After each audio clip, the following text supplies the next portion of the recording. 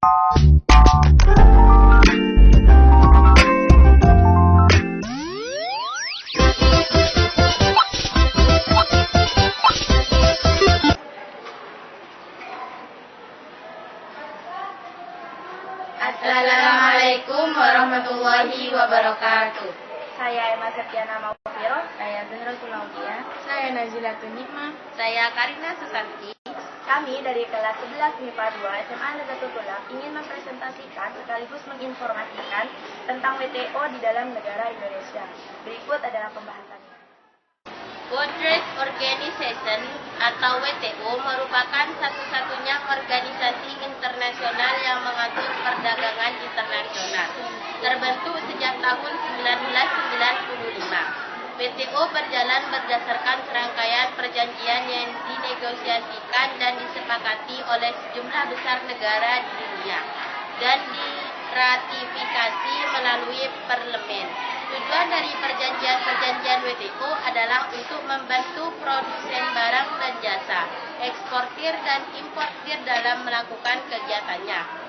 Pendirian WTO berawal dari negosiasi yang dikenal dengan Eugene Round, serta perundingan sebelumnya di bawah General Agreement on Trade and Trade. WTO saat ini terdiri dari 154 negara anggota, di mana 117 diantaranya merupakan negara berkembang atau wilayah kepabeanan terpisah.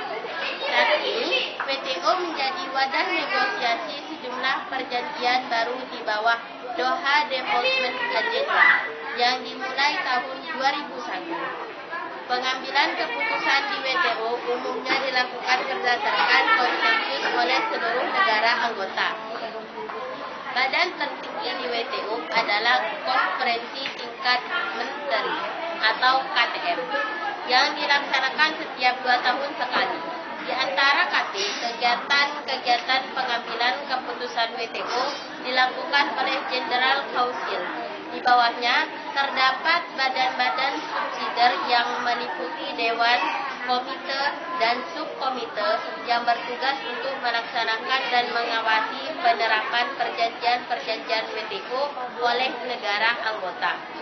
Prinsip pembentukan dan dasar WTO adalah untuk mengupayakan keterbukaan atas wilayah,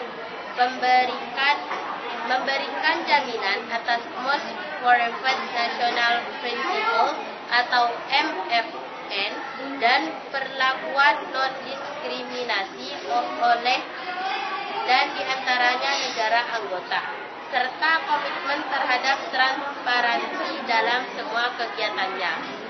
Terbukanya pasar nasional terhadap perdagangan internasional dengan pengecualian yang patut atau fleksibilitas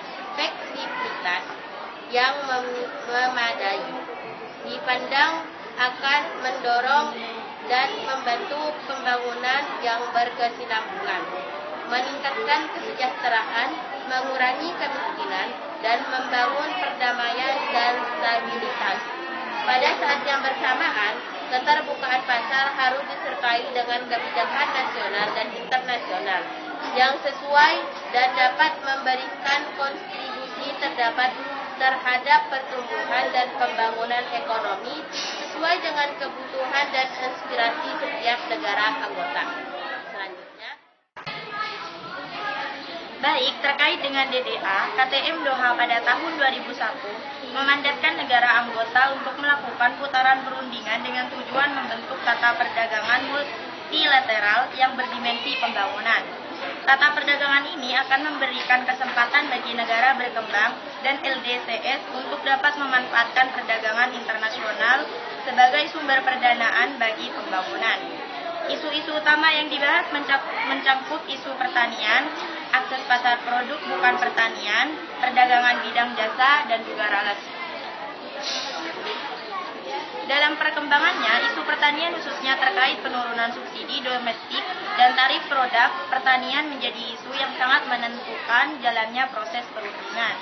Bagi sebagian besar negara berkembang, isu pertanian sangat terkait dengan permasalahan sosial ekonomi. antara lain food security, livelihood, security, and rural development. Sementara bagi negara maju, pemberian subsidi domestik mempunyai dimensi politis yang penting dalam kebijakan pertanian mereka. Proses perundingan DDA tidak berjalan mulus. Hal ini diakibatkan oleh perbedaan posisi runding di antara negara anggota terkait isu-isu sensitif, khususnya pertanian dan NAMA. Setelah mengalami sejumlah kegagalan hingga dilakukan suspension pada bulan Juli 2006, proses perundingan secara penuh dilaksanakan kembali pada awal November 2007. Pada bulan Juli 2008 diadakan perundingan tingkat menteri dengan harapan dapat menyepakati modalitas pertanian dan NAMA. Dan menggunakan isu-isu single undertaking seperti isu perdagangan bidang jasa, kekayaan intelektual, pembangunan, dan penyelesaian sengketa. Namun perundingan Juli 2008 juga mengalami kegagalan.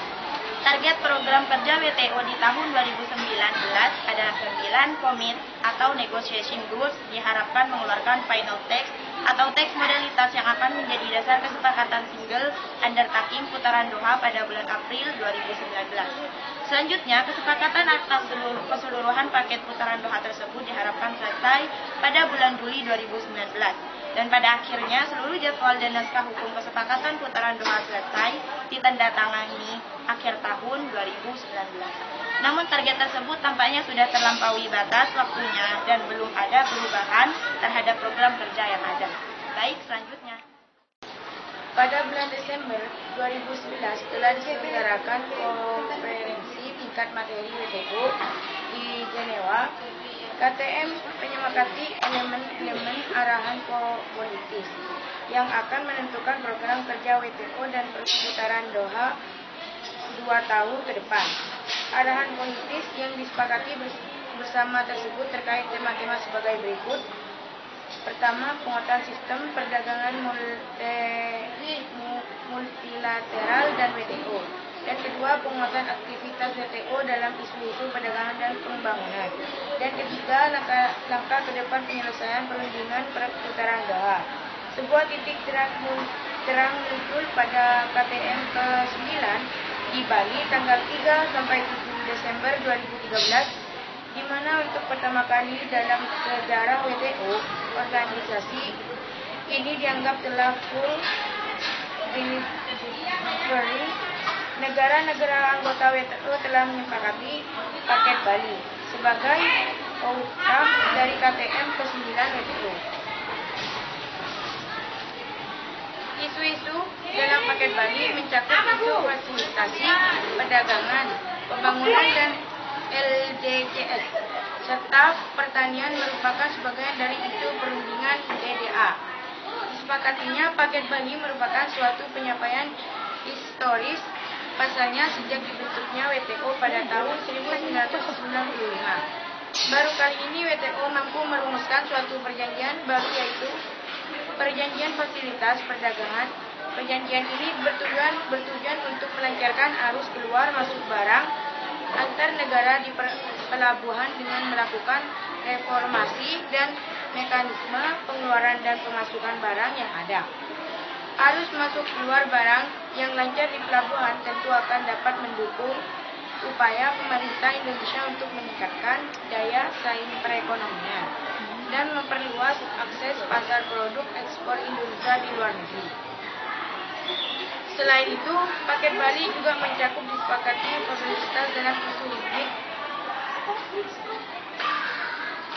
Selanjutnya, Indonesia di WTO. Keterlibatan dan posisi Indonesia dalam proses perundingan DDA didasarkan pada kepentingan nasional dalam rangka mendorong pertumbuhan ekonomi dan pengentasan kemiskinan. Dalam kaitan ini, untuk memperkuat posisi rundingan Indonesia bergabung dengan beberapa koalisi. Koalisi tersebut antara lain G33, G20, dan NAMA 11 yang kurang lebih memiliki kepentingan yang sama.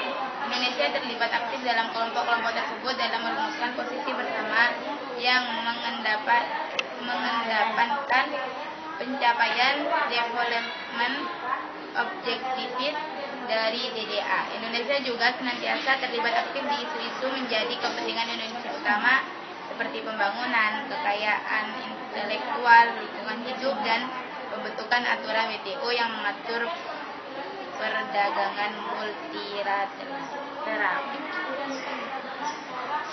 Indonesia juga menilai bahwa apa yang sudah disepakati sampai saat ini merupakan basis yang kuat bagi perundingan selanjutnya yang sudah mencapai tahap akhir. Dalam kaitan ini, adanya upaya untuk meninjau kembali kesepakatan umum yang sudah dicapai diharapkan tidak akan mengubah keseimbangan yang ada dan backtracking kemajuan yang sudah berhasil dicapai. Negara-negara anggota diharapkan bersikap pragmatis dan secepatnya menyelesaikan putaran Doha berdasarkan tingkat ambisi yang ada di saat ini. Selanjutnya diharapkan negara-negara anggota ini membicarakan ambisi para pasca Doha. Walaupun adanya dorongan dari negara maju untuk meningkatkan level of ambition, akses pasar putaran Doha melebihi draft modalitas tanggal 6 Desember 2008. Indonesia memiliki kepentingan untuk tetap aktif mendorong komitmen WTO untuk melanjutkan perundingan Doha. Indonesia terbuka atas cara-cara baru untuk menyelesaikan perundingan dengan tetap mengedepankan prinsip single undertaking dan mengutamakan pembangunan bagi negara perkembangan dan LDCF.